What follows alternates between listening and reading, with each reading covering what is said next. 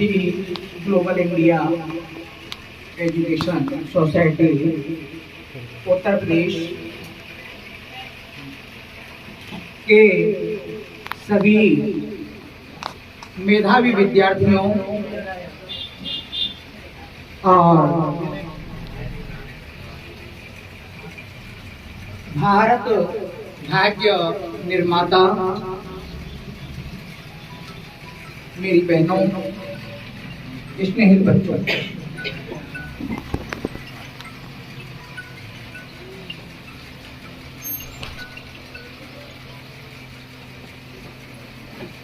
मुझे आगे में विलंब हुआ क्योंकि जैसा हमारे कविवर और मेरे शिष्य भी अनन्य मित्र और यहाँ श्रेष्ठ कार्य को देखकर तो ऐसा लगता है कि कहीं मेरे गुरु भी हैं, जो कार्य मैं नहीं कर रहा हूँ वह कार्य ये कर रहे हैं। मुझे पता है आप सब गर्मी से परेशान हैं और काफी समय से इंतजार कर रहे थे, प्रतीक्षारत हैं। अधिक समय नहीं लेना चाहूंगा, लेकिन मुझे आने पर जो आनंद की अनुभूति हुई है, जो प्रसन्नता हुई है, उसके लिए मेरे पास कोई शब्द ही नहीं है।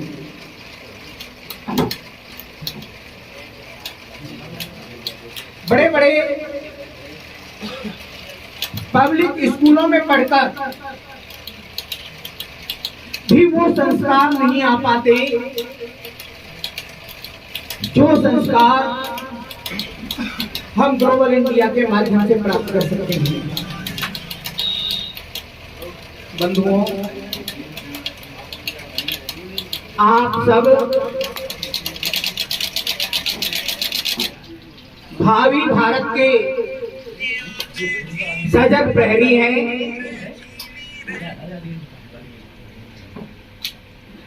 हम सबका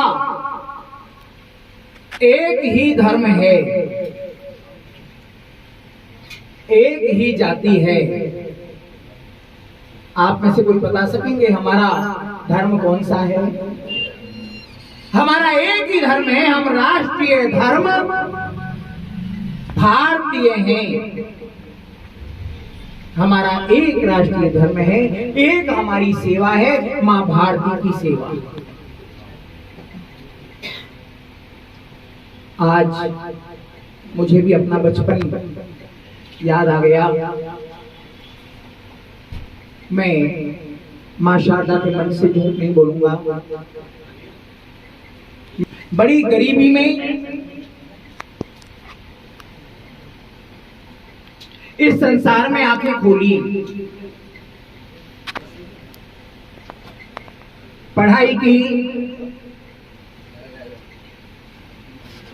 हमारे समय में 11वीं में भी मैं ट्यूशन करके, ट्यूशन पढ़ाते हुए लगभग 6 घंटे ट्यूशन पढ़ाता था और उसके बाद पढ़ाई करता था। कॉलेज में ये मेरा सौभाग्य रहा है कि मध्य प्रदेश में मालवा का कश्मीर कहा जाता है नरसिंहगढ़ कॉलेज में पढ़ाई करते हुए भी मैंने ट्यूशन की। उसके बाद एमए नरसिंहगढ़ से करने के बाद एमए संस्कृत उज्जैन से और बीएड उज्जैन से करने के बाद थोड़े से दिन शिक्षा विभाग में सेवा देने का अवसर प्राप्त हुआ। उसके बाद मां भारती की सेवा करने का प्रयास कर रहा हूं।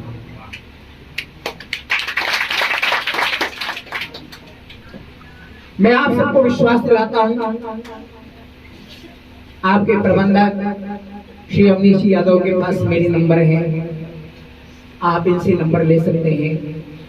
सीधे मुझसे बात कर सकते हैं और केवल नेताओं की तरह आश्वासन नहीं देता। मुझे आज की तथाकथित जो राजनीति है उस राजनीति से घृणा है,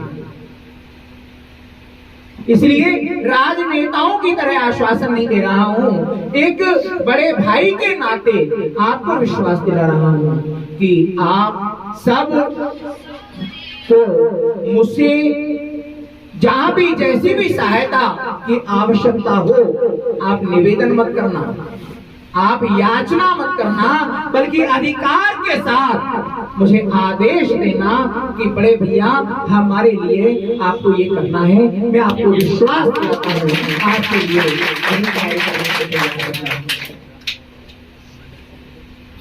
आप सबसे बहुत आशा है, आप सबसे बहुत उम्मीद है।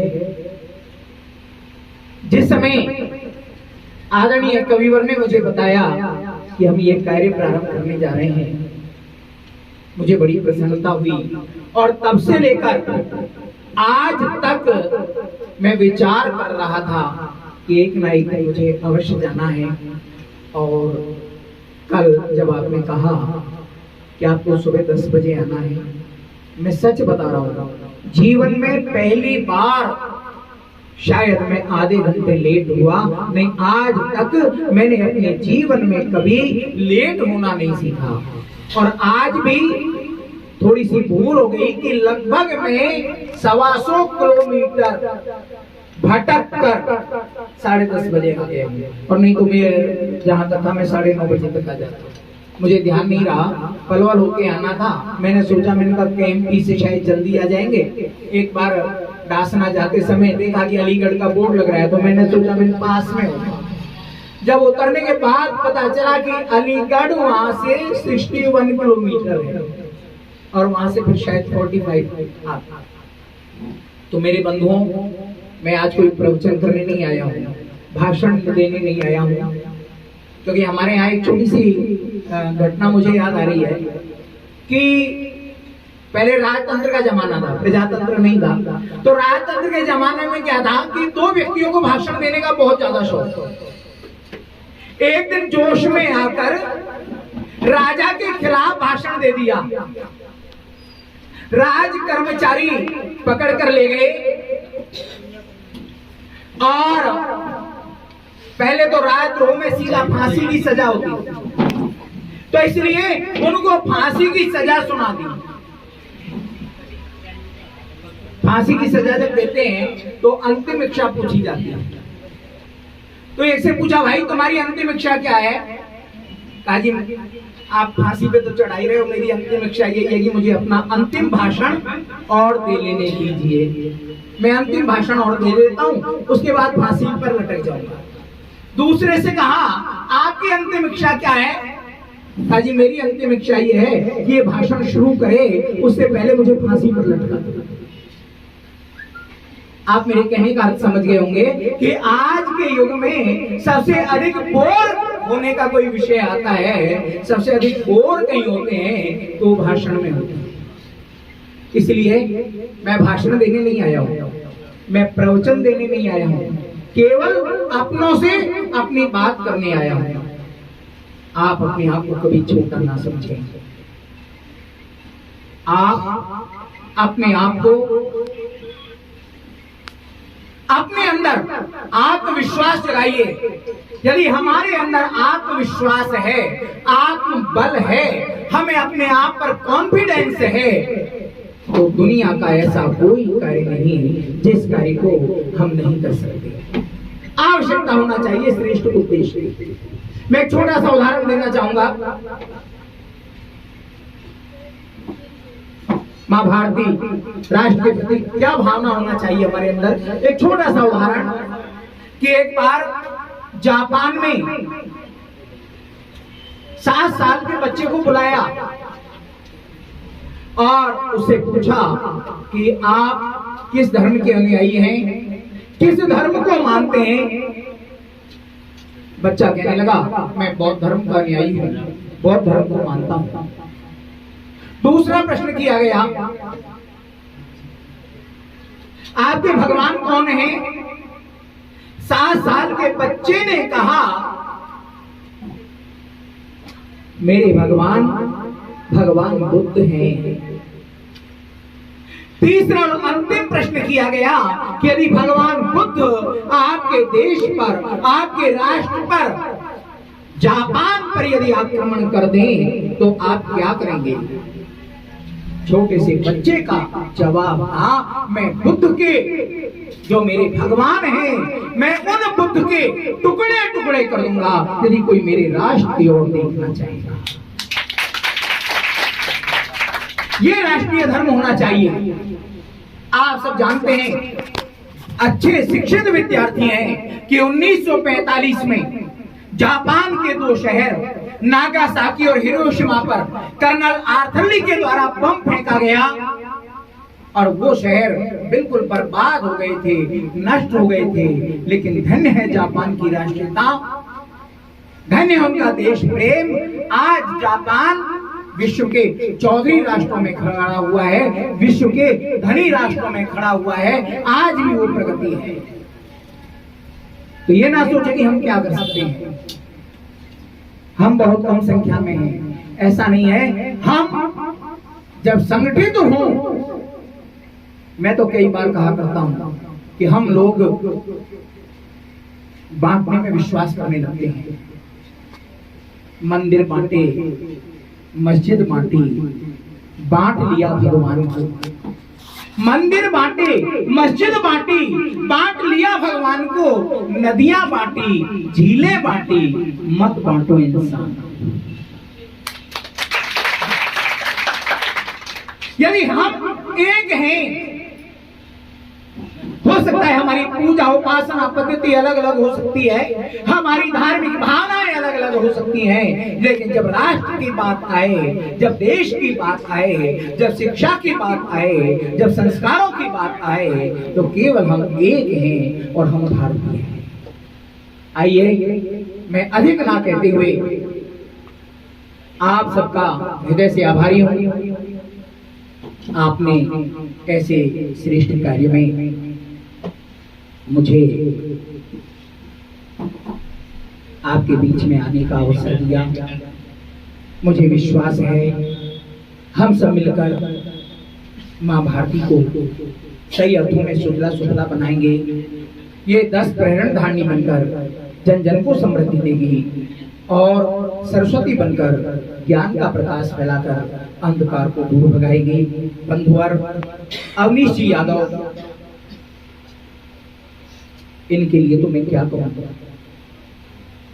इनका प्रेम, इनका सद्भाव, इनकी सेवा, इनकी कर्मनिष्ठा, इनका समर्पण, इनका श्रेष्ठ उद्देश्य, ये मत सोचना मैं मुंह पर चाटू से कर रहा हूँ। मैंने देखा है आप और मेरी मुलाकात पहले केवल FB पर हुई, हम लोग फेसबुक पर मिले थे और धीरे धीरे वो फेसबुक का परिचय ही आप आश्रम में पहुंचे। उसके बाद मुझे भी 1-2 बार आने का अवसर मिला, तो तब से मैंने इनकी जो सरलता देखी है, जो शुचिता देखी है, जो समर्पण का भाव देखा है, मेरे पास इनके लिए कोई शब्द ही नहीं है। आज आप जो ये श्रेष्ठ कार्य कर रहे हैं, निःशुल्क शिक्षा, क्योंकि आप सब जानते हैं सबसे बड़ा दान कौन सा है? श्रेष्ठ दान, जो सबसे बड़ा दान है वो विद्या दान है। क्योंकि ये धनी एक ऐसा धन है, संस्कृत भाषा में कहा गया है, इदम धनम ना चोर हारिय ना भ्रात भाज्य। इस धन को ना चोर चुरा सकते हैं और ना भाई बता सकते हैं। तो आप एक श्रेष्ठ गुरु परंपरा को स्थापित करते हुए, जैसे गुरुकुल में पहले निःशुल्क शिक्षा देते थे, वही कार्य आप कर रहे हैं। गुजराती भाषा में एक कहावत है कि शास्त्रों ની वाणी और सागर નો पानी बिना गुरु प्राप्त ना थाय। शास्त्रों की वाणी और सागर का पानी बिना गुरु के प्राप्त नहीं होता। तो आज गुरु के रूप में निश्चित रूप से हमारे अवनीश यादव बहुत श्रेष्ठ कार्य कर रहे हैं। इनके इस कार्य की मैं भूरी भूरी प्रशंसा करता हूँ। और मुझे लग रहा है आप सुबह से ही आए हैं, सभी के मुंह सूख रहे हैं, प्यास भी लग रही होगी, भूख भी लग रही होगी, इसलिए बाजार भी शायद ज़्यादा दूर नहीं है। तो मैं हमारे अपनी वाणी को विराम दूं, आप सबका हृदय से आभार प्रकट करता हूं, बहुत बहुत आभार। और आश्रम की ओर से, श्री सौगंध धाम लोहारी की ओर से आप सबका हार्दिक अभिनंदन करता हूं, हार्दिक स्वागत करता हूं। और कविवर से प्रार्थना करता हूं कि 2100 रुपये का इन बच्चों को आप खाने पीने का जो भी जल्दी से बुलवा सकते हैं वो बुलवा दें। और